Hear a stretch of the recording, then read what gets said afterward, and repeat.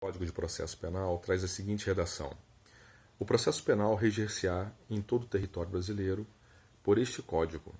E aí, logo na sequência, após o caput, nós temos 5 incisos que trazem as exceções à regra geral. O artigo 1º do Código de Processo Penal, ele trata, pois, do princípio da territorialidade.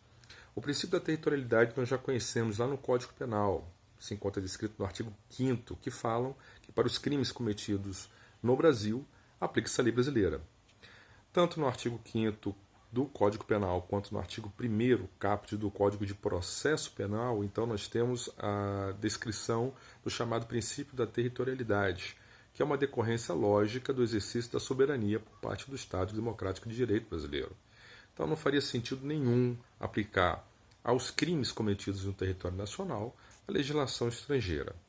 Só que esse princípio, o princípio da territorialidade, como os demais princípios no direito, não é um princípio absoluto, de modo que o próprio texto infraconstitucional, no caso o artigo 1º que estamos abordando, ele traz 5 hipóteses expressas de exceções, e existe uma outra exceção que não está expressa no texto infraconstitucional, mas sim possui assento constitucional.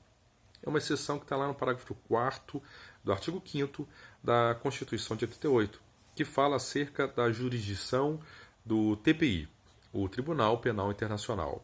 Então, o parágrafo 4º deixa claro que o Brasil irá se submeter à jurisdição do Tribunal Penal Internacional a que tenha aderido à criação.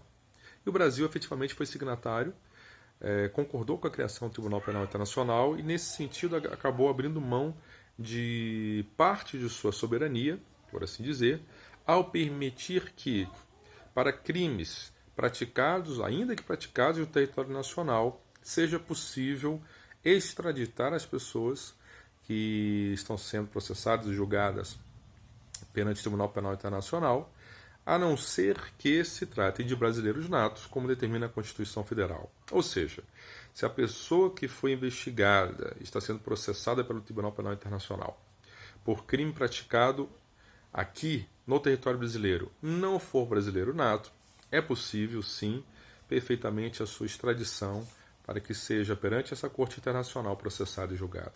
Tá certo? Muito obrigado. Até o próximo.